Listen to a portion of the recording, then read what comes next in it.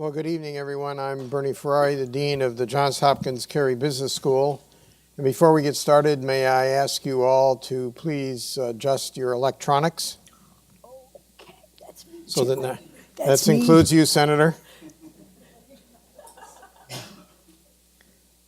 I'm pleased to welcome everyone to our Leaders and Legends lecture series, and especially in this year of Women at Work, which is a theme that carries through many of our events this year. Leaders and Legends is our opportunity to bring you some of today's most influential people and to address topics of great interest and importance. And this is a program we've had in place for the last 7 years. And tonight's guest lives up to that billing. We are delighted to have with us Senator Barbara Mikulski. Senator Mikulski is a true trailblazer as the longest-serving women senator and longest-serving woman in the history of the United States Congress.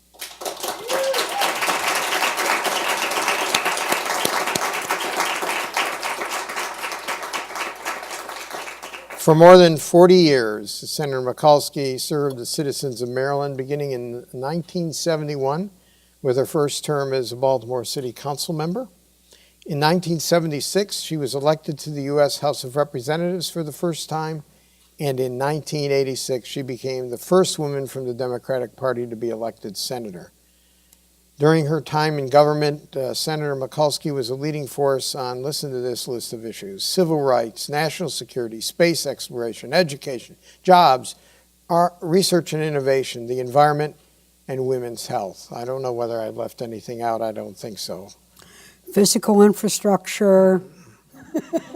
I knew I left roads, something bridges, out. The Port of Baltimore. I got it. And furthermore. Yeah. Well, I'm going to talk to my speechwriter. She's been recognized for her leadership and commitment with induction into the National Women's Hall of Fame, and most recently as a recipient of the Presidential Medal of Freedom. Now retired, I use that word in quotes, from elected office, Senator Mikulski is the Homewood Professor of Public Policy at Johns Hopkins University, and we are very fortunate to have her. And she is now speaking on a bunch of issues, including women at work and women in leadership roles. I'm going to start the discussion, and then I will offer you the opportunity to ask the senator questions. I think that we'll have a microphone that we'll be able to pass around. But first, please help me welcome Senator Mikulski.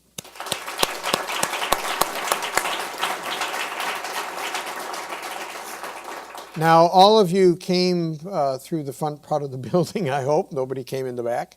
And you may not have noticed, but there's a beautiful fountain outside of our building. And the senator had a lot to do with that. And could you sort of explain our wonderful fountain? Well, I'll be certainly, Dean, and thank you very much for inviting me to participate here today, and also on this whole program that you have on women in work and women as leaders. And I want to congratulate you on doing that, and on the Board of Trustees for helping bankroll that. I take no honorariums. I'm a paid employee of Johns Hopkins. Parking and everything. They gave you parking? No. Oh, I didn't think Hopkins doesn't give you anything except the opportunity to be great. But anyway, this neighborhood was once a no man's land. It was certainly a no woman's land, because when I was growing up as a kid, anything from Caroline Street, where you see the Exelon building, heading west through really to Pratt and Light and Utah Street, was really rough and tumble, known for worn out warehouses. There was a biker's bar on the corner of Pratt and Light, etc. And my mother would always say, don't go around Caroline Street, you'll be shanghaied. That was the language of the day in the 40s and the 50s for what we would know as human trafficking, where you could be snatched up. There was a lot of activity. But this area under the Greater Baltimore Committee, looking to modernize the city, deal with white flight after the 1968 riots, decided to follow the Robert Moses School of Thought. And if you study Robert Moses, it was build highways, build massive highways, and this was going to lead to urban development of cities. I thought it was stupid. Why would you build roads to get people out of a city when you wanted them to stay in the city? Why would you want to enable that? And second, on both East Side and West Side, the state's Roads Commission began to take homes at no relocation benefits, assessed value. It was both neighborhoods like Fells Point, Canton, Fells Point through here, Sharp Street, Leadenhall, and Rosemont, which were the first black home ownership neighborhoods. I got into a fight, which I'll talk about later, to help save these neighborhoods and to fight the powers that be because they were afraid to take on City Hall. That fight is what took me to the Baltimore City Council. And it was hardscrabble, bare knuckle, all kinds of rumor mongering and so on. And they made fun of women running for politics. They said no woman could win who wasn't part of the political bosses. No woman who didn't have the backing of the political machine could win. And certainly no woman could win in a European ethnic neighborhood, hard hat neighborhood, that had been active in civil rights. I was a foot soldier. I wasn't, I was a protester. I was a marcher before there was social media or iPhones. However, they underestimated the power of the people, going door to door, organizing, and the fact that I put together this coalition. I won that Baltimore City Council seat. They called us the pothole parliament in the city council. I introduced a repeal of the expressway. Then William Donald Schaefer, who was mayor, called me up and said, I'm going to roll you, Barbara. It was not like the textbooks and we all meet and bring in the experts and we're going to have policy discussions. He said, I'm the mayor. You can only have one mayor at the time. And I said, oh, no, Mr. Mayor, I've got the votes. I thought I had the votes. 19 members. I knew I had the majority. So the night of the vote, I walked in, my council members were looking at their shoes. They were counting the dust on the ceiling. And then a wonderful councilwoman, Victorine Adams, came in a wheelchair. She had been ill. And I said, when I saw Council Lady Vicky walking in, I knew the light at the end of the tunnel was the train coming towards me, that they brought her in. But Schaefer said something else. He said, when I beat you, come up and talk to me because Embry tells me the waterfront means something. Well, I lost that vote. I only had 3 votes on my side. I lost it 16-3. And the very next day I called the mayor and said, well, you proved your point, Mr. Mayor, but you also invited me. I said, I'm not fighting a highway.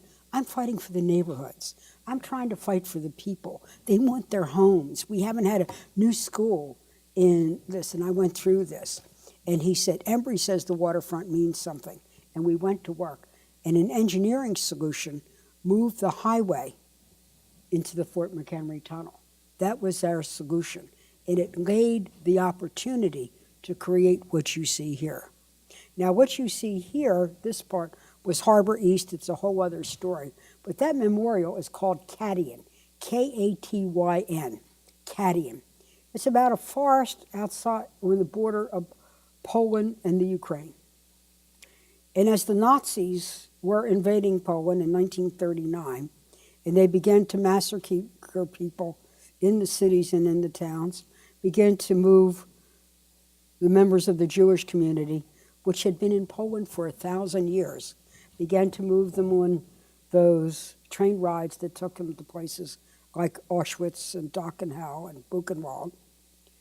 There were the Polish military from the Free Poland in between World War I and World War II that fought the Nazis in this forest.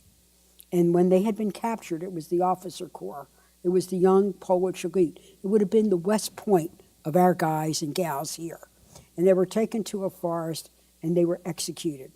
Over 1,000 Polish military officers were executed and thrown into ditches, which were then later denied for years. That memorial is a memorial of the Polish community to honor the memory of those who died fighting the Nazis in the last-ditch effort, to honor a memory of a country who lost their future intelligentsia that they hoped would lead to a free Poland. And then, to make even matters worse, about 8 years ago, there was finally to be a reconciliation. Germany owned up to the fact that this has happened. The Russians talked about how they had also helped with the collusion, a pattern of their behavior, and so on. And on their way to commemorate it was the equivalent of the Polish Air Force One, and the plane went down in a terrible, terrible snowstorm, and the Polish government literally lost all of its leadership.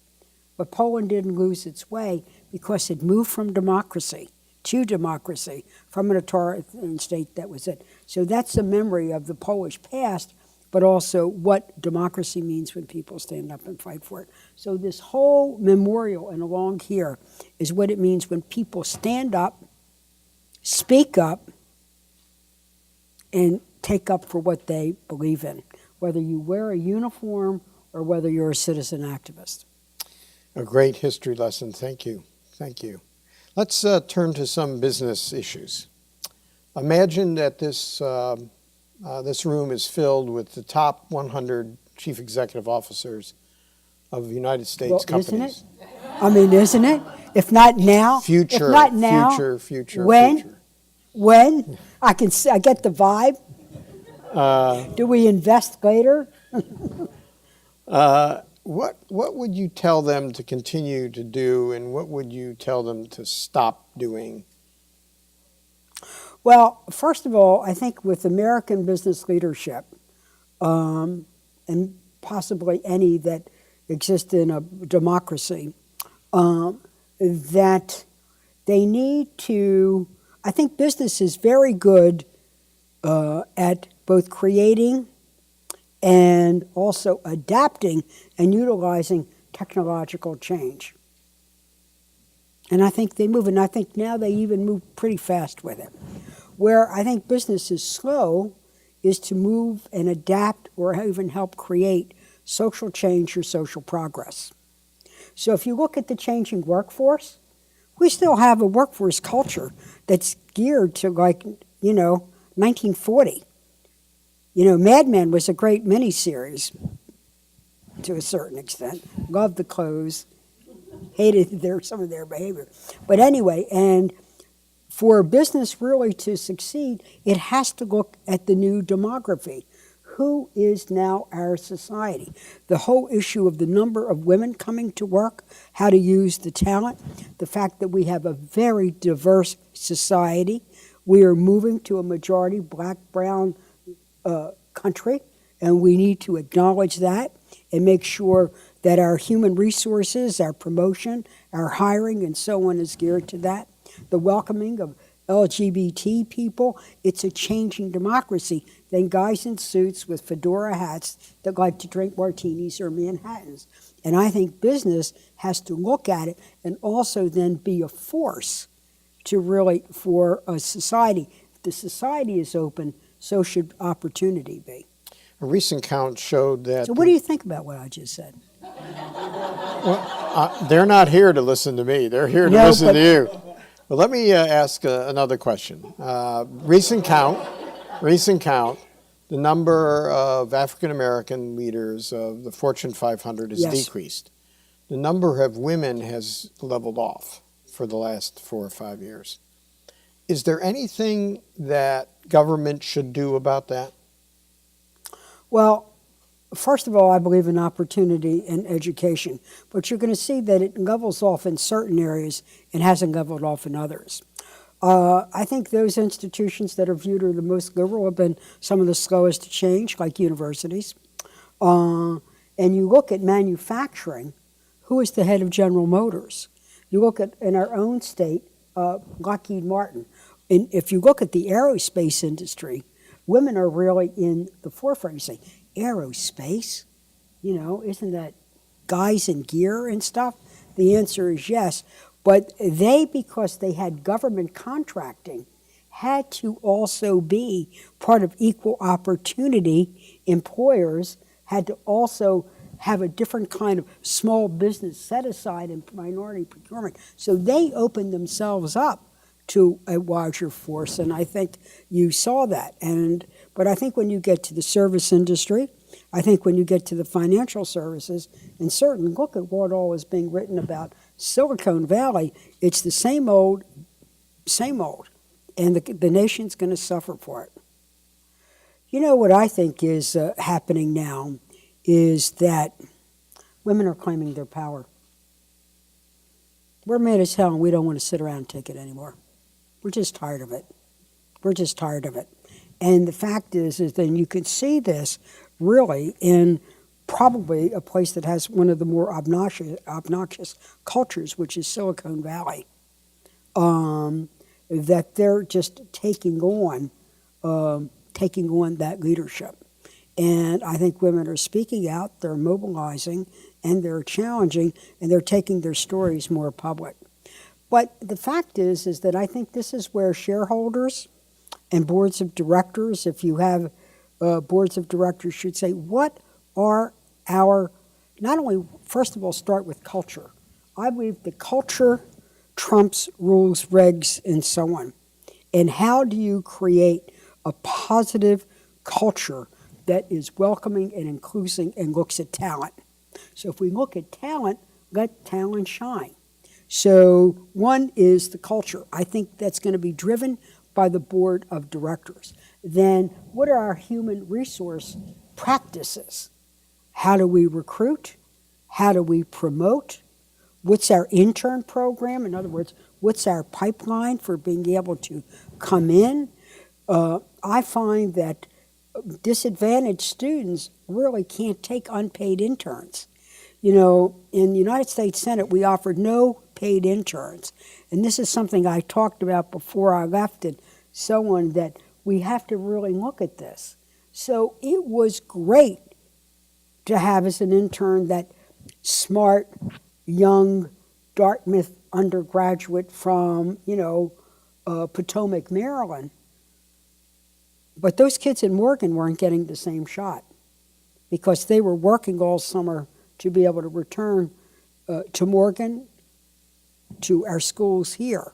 So the issue also of paid internships at the undergraduate level, I think, is really, really important, and to think about that.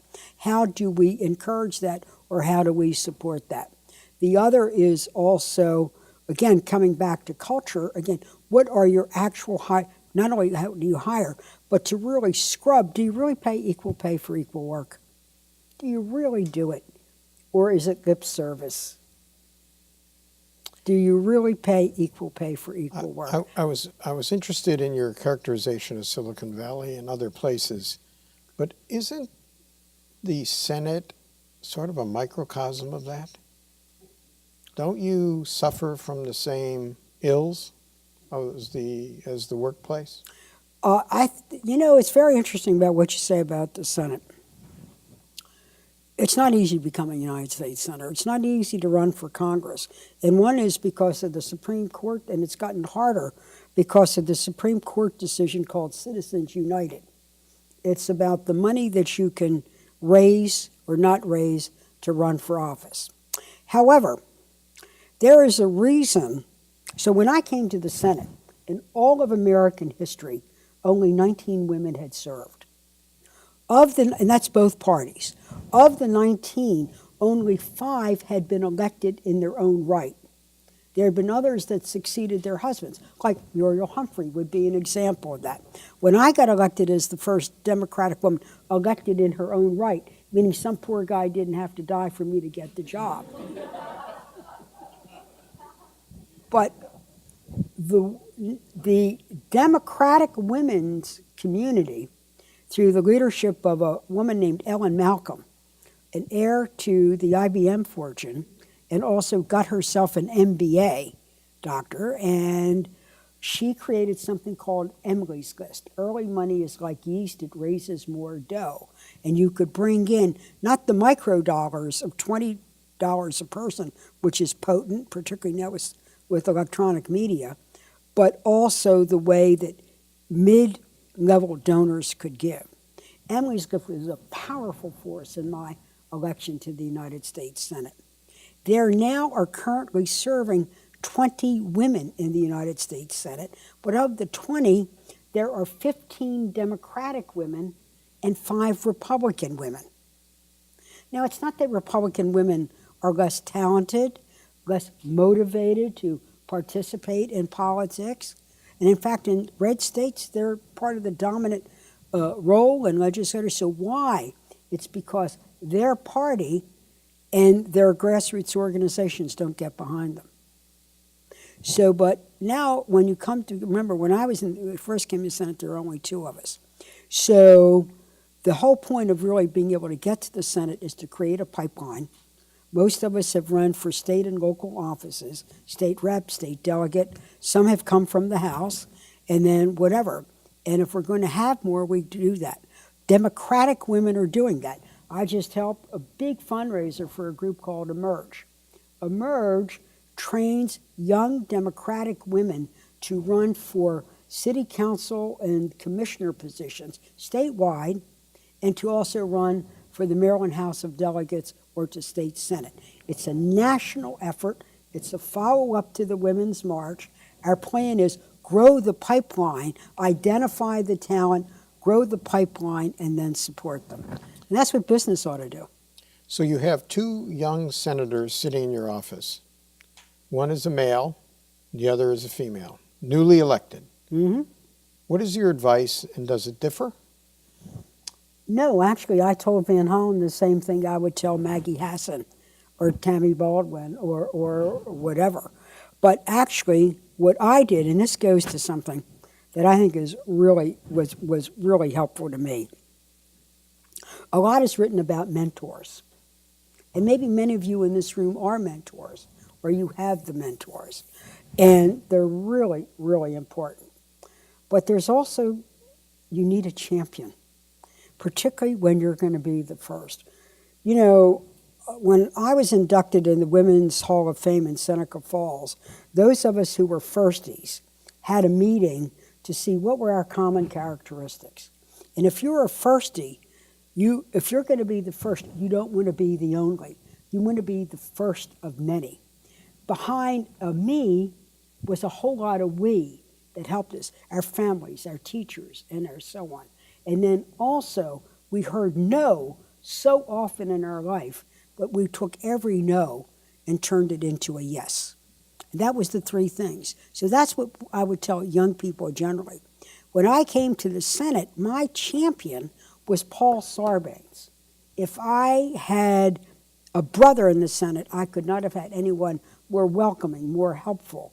We had worked together here locally when I was in the city council, and we were part of the whole reform effort to get rid of the political bosses.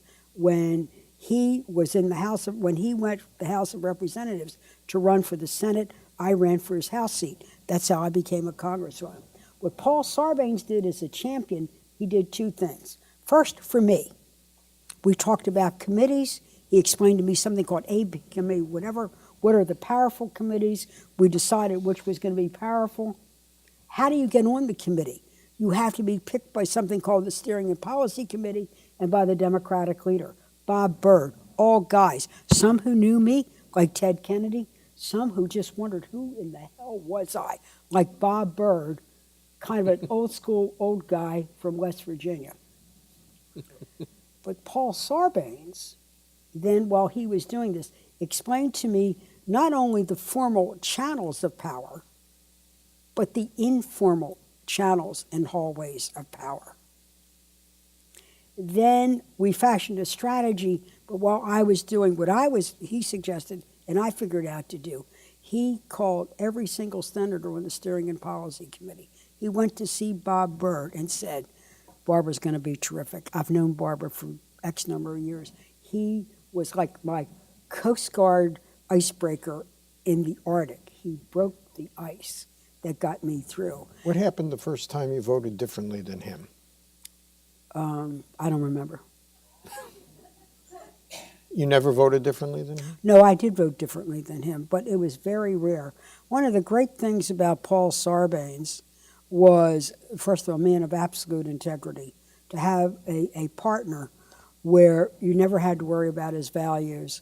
You always knew that whatever he was doing had intellectual rigor, and it was always designed to serve the people. So we always started from the same position. It was very rare that we disagreed.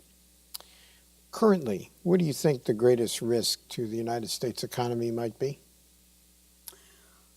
I think, first of all, I think it's the same thing in national security. You cannot get rid of allies. We cannot live in a world that does not have trade. Now you might say, well, Barbara, you've never been for the big multilateral trade agreements. You were even giving Obama hell about the Trans-Pacific trade agreement before you left. And you were driving Penny Pritzker up the wall.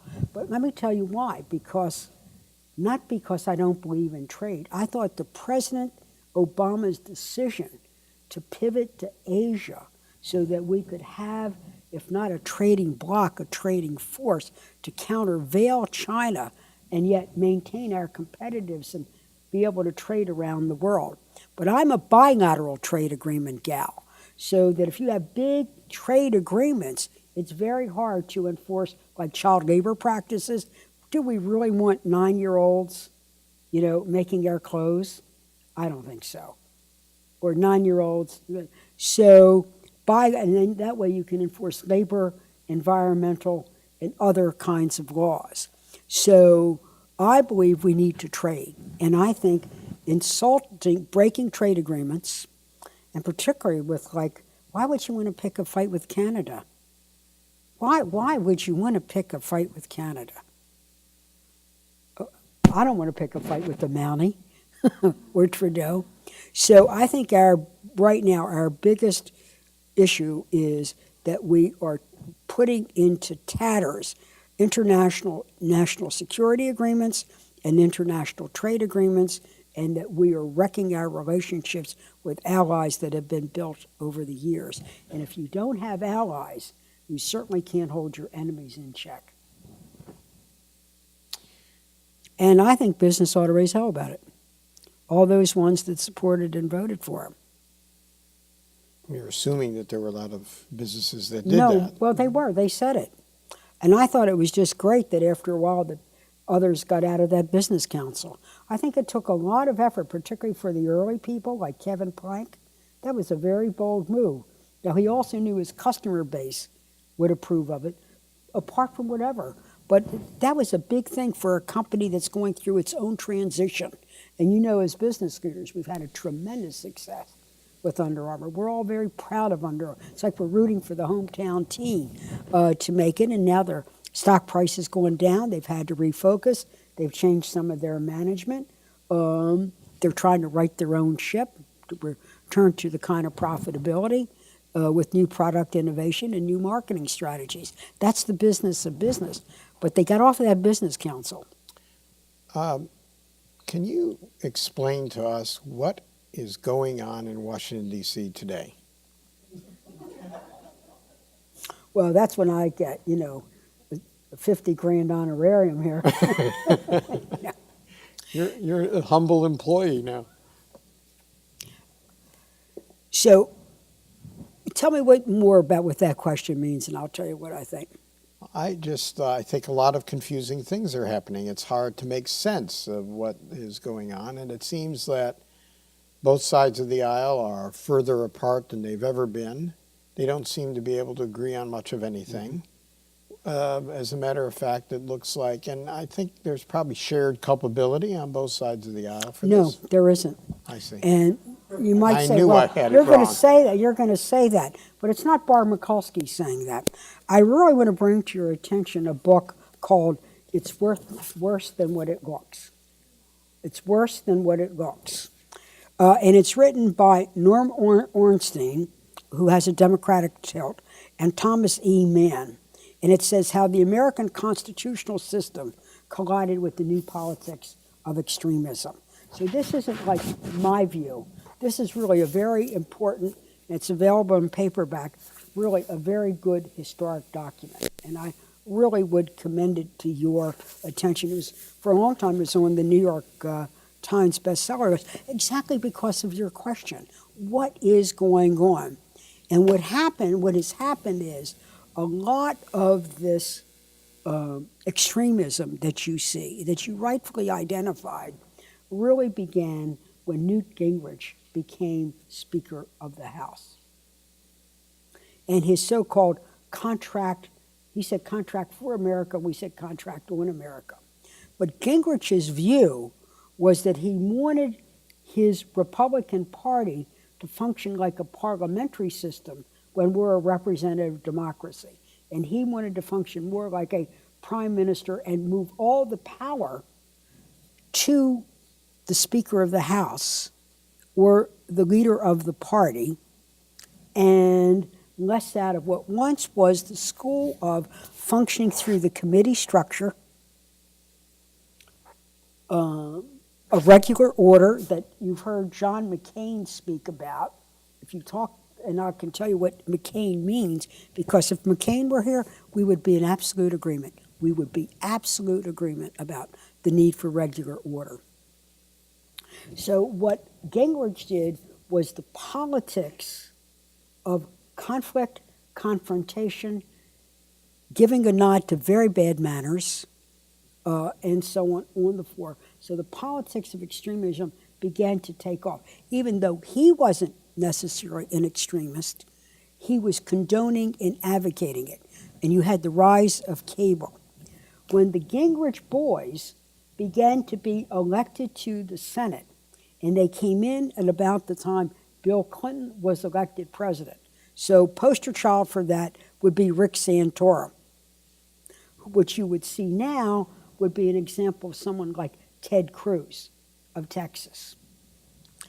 They began this politics of not debate, discussion, and really even hard fought, but demonizing, trivializing, ridicule, which was an introduction of a new thing.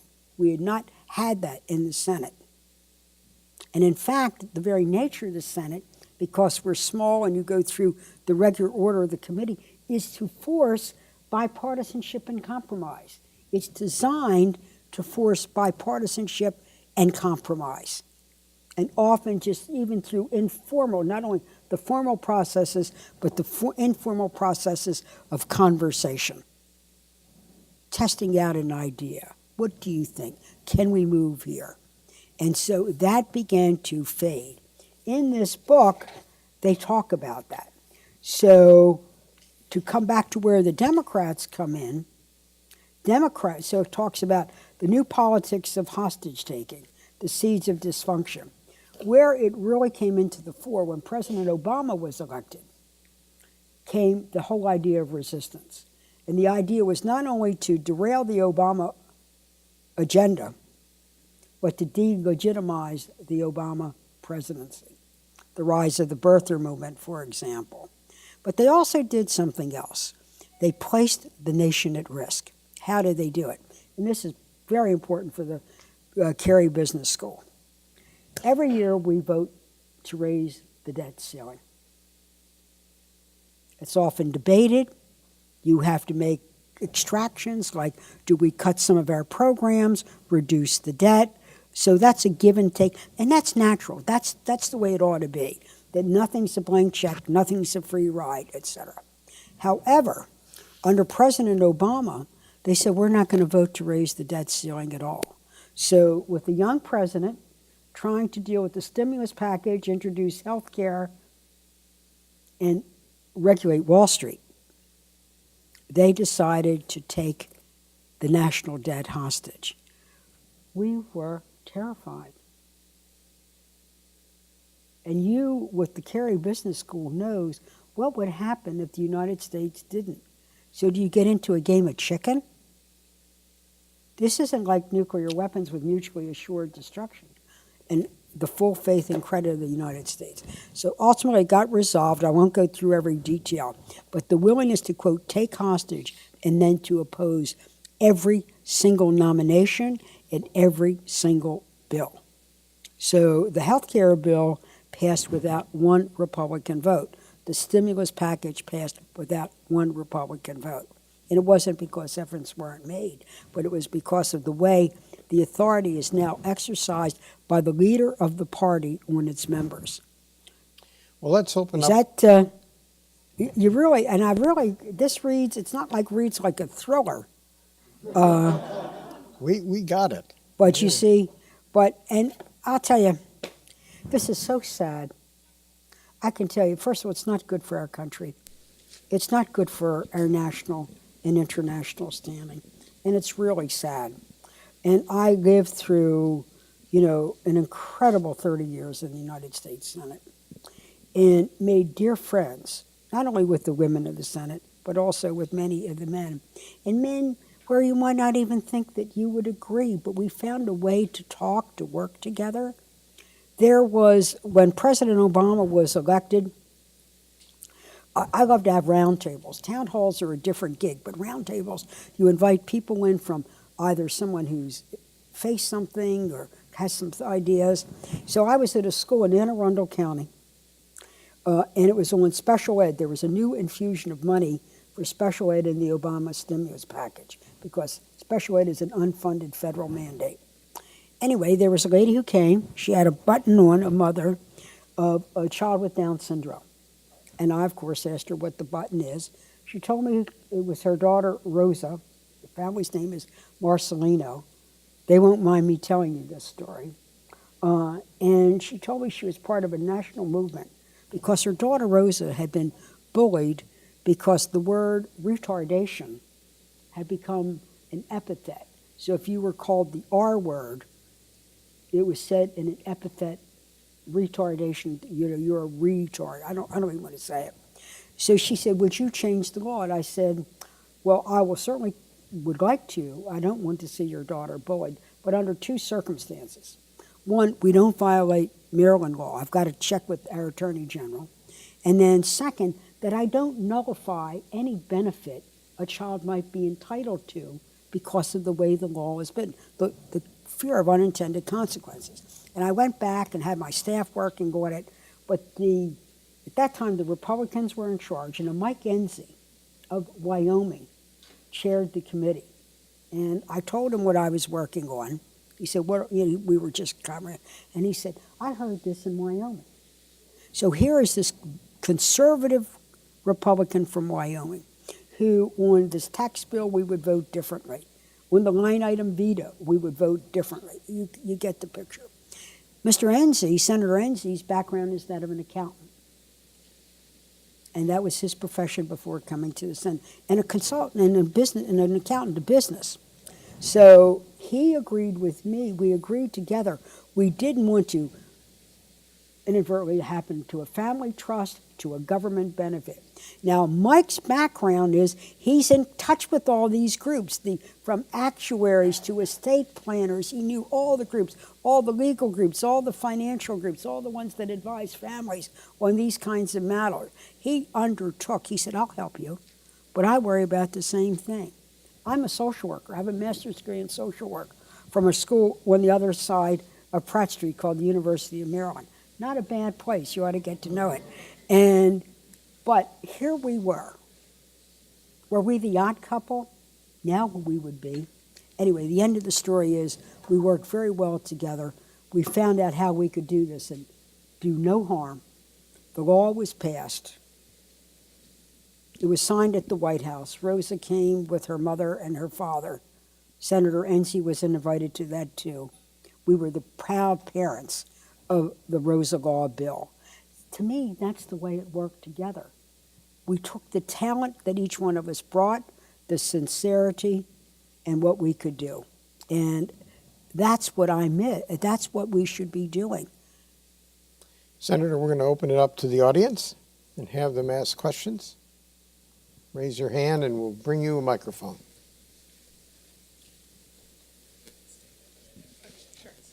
Just tell us your name, if you would. Yeah, sure. Aaron Matthews. I recently heard Al Franken speak on kind of the disorder of the Democratic Party, and in watching the elections come in last week, and then I watch the news, and I'm listening to CNN, and I flip over to Fox, and Fox is asking people to write in on where they were last year when Trump won, and not even really reporting on, the blue wave, as CNN called it. How can the Democratic Party use that kind of momentum going into the midterm elections and being on the forefront of social media? We hear about Trump's Twitter feed all the time. What can they do to get back in front? Well, I think we are back in front, and I think it's a national wave. The Fox is going to do what Fox does, and we believe in the First Amendment, whether we always like what we hear or not. I cannot tell you how important the First Amendment is and the Constitution. When I work with people like Secretary Albright, Condoleezza Rice, where we promote democracy, the empowerment of women and girls around the world, I tell the story about how because of the First Amendment, I could be a protester over here in Fells Point, and nobody arrested me, nobody beat me up, nobody put me in jail. They put me in the city council. You need a rule of law. But in terms of the wave, we believe our focus right now is on voter registration. We believe register as many voters as you can. In this way, you can also involve nonprofit organizations because you're not registering a party. I believe we should expand like that when you get your driver's license, you should automatically register, regardless of what party, Democrat, Republican, Libertarian, Independent, but that you register. So our big effort now is voter registration. And then our other big effort is voter turnout.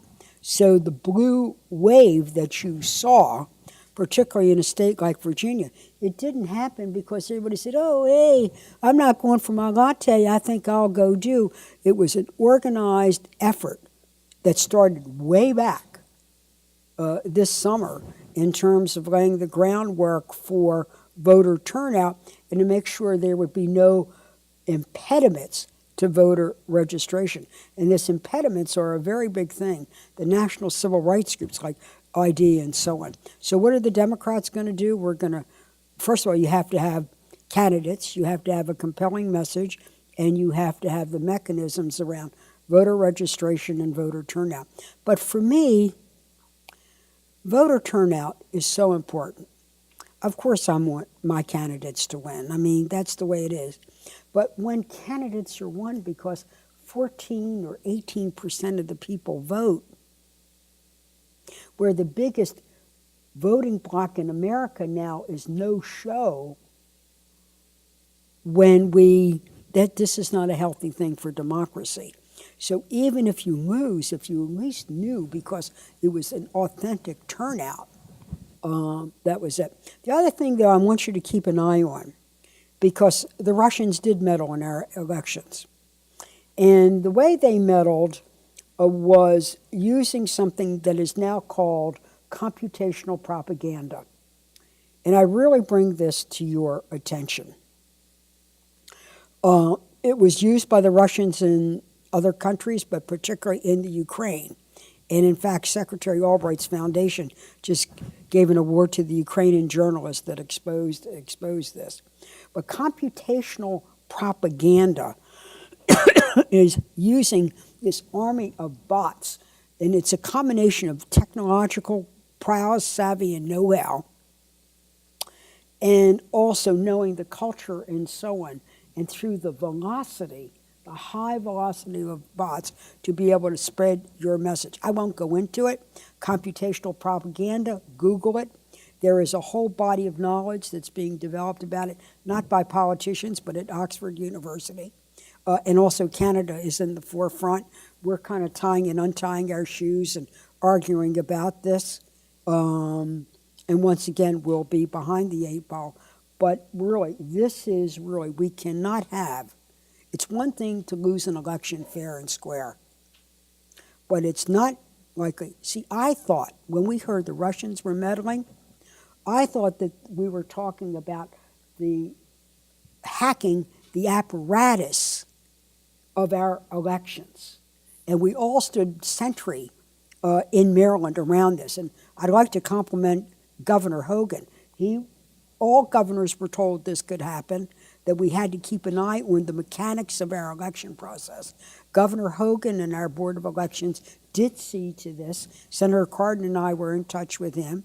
He really should be complimented on that, making full use of what the FBI could tell him to protect ourselves. But it wasn't that we were being hacked, it's that we were being hijacked, that our social culture, our whole technology was being hijacked with disinformation. And computational propaganda was strictly a delegitimizing disinformation.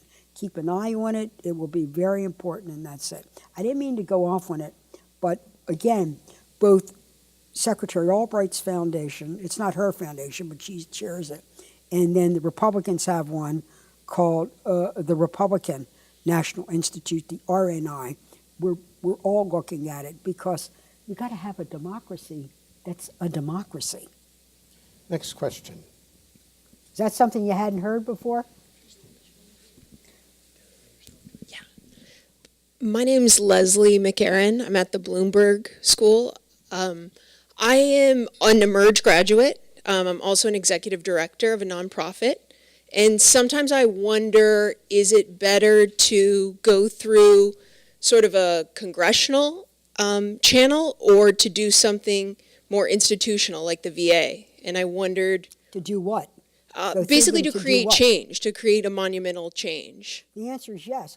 Go with wherever you can go, and don't overanalyze it. If you overanalyze, you'll just end up over-agonizing about it. Go. Just go. Go do it. Just do it. Be like Yoda, you know. Just go. Because I have adopted something the Marines use: be best at what you're best at and be best at what you're needed for. Where you can make a change, go do it. If you want to end racism, you want to end sexual humiliation, otherwise known as sexual harassment, for the men, start with the water coolers. What's the culture of your organization? Is it a jock kind of culture that turns the other way or thinks that violence is a joke?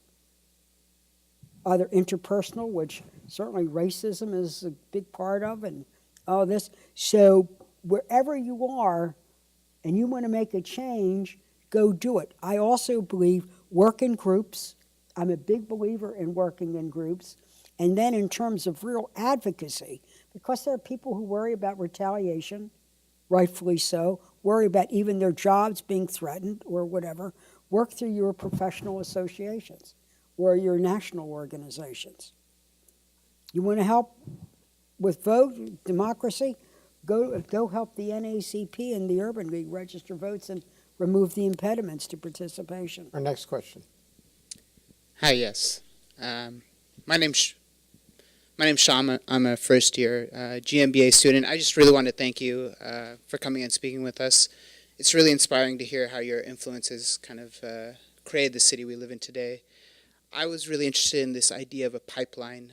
You said you created a pipeline to make sure that you weren't the first, or you weren't the last. The first of many. The first of many, exactly. In this city, female and minority-owned businesses have a very difficult time to become successful. And in that lens, how do we create a pipeline for them to become successful and for them to be competitive? I'm sorry, I missed your question. I heard the part about the part that minority businesses are struggling. Right. And then I didn't get the question. I'm sorry. Basically, how do we create a pipeline for them to make sure that they're not the last? Well, I think when we look at business, it's training and education on taking a good intention and turning it into a good business. There's exactly why you're here at this school. The other is access to capital, which I think is a huge, huge problem. And, of course, even though interest rates are low, I think because of the kind of scams that brought us to our knees in 2008, it's very hard.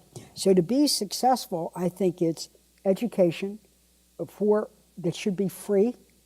Certainly, I think the SBA and groups like that to be able to really help us know how to take an idea, grow an idea, and grow it.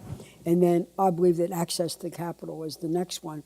And I think that there should be pools of funds for small startups to be able to go to really be able to either test an idea, however you want to do, go small. But I think those would be the two things. And then to also believe that there is talent. So let me do a shout out here for Hopkins after the uprising and for the leadership of President Daniels. So the uprising was really just a traumatic event for our city. And of course, we were looking at some of the systemic problems, one of which is jobs, the access to business, etc. Now, here's what I know.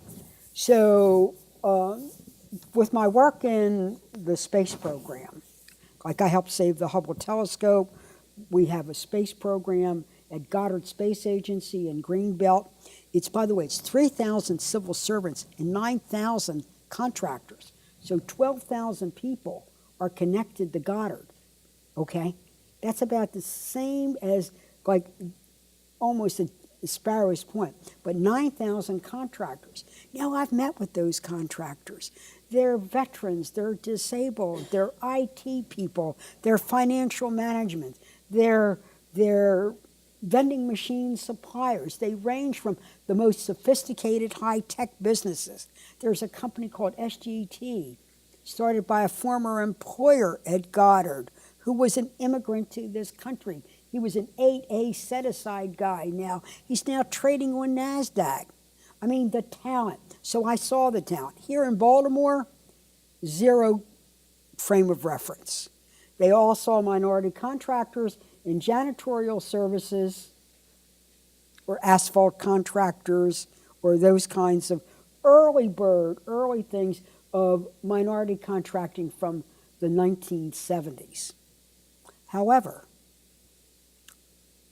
while Greater Baltimore Committee was dithering and withering and pondering and all of this, President Daniels stepped forward and said, in our metropolitan hospital area, there are 9 hospitals. 9 of us.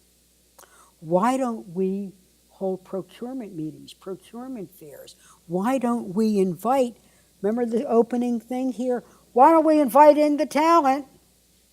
Why don't we explain our bidding process, our procurement process, our procurement rules? How do you pre-certify yourself? All that goes into it. It's a lot of mechanics that go into it. Hopkins led the way, and he should be given credit for it. And that did create this kind of compact or consortium where the hospitals, I don't know if all 9 signed up, but a significant number, the Mercies, the Marylands, the Hopkins, the St. Joe's, signed up to engage in that. That's what we need. What people needed was not a handout. They needed a helping hand on who are we. This is what we need. Everything from IT to vending machines. So that's to me what that is. And by the way, this is one other last thing. So we were looking for summer jobs. So now Secretary Perez, he was our Secretary of Labor. He's now the chair of the National Democratic Party. They could come in with funds for summer jobs programs, but they also need employers to step up. Who was the first employer to step up to talk about summer jobs? This university. This university. And they were the ones that booted everybody else to get started. Really.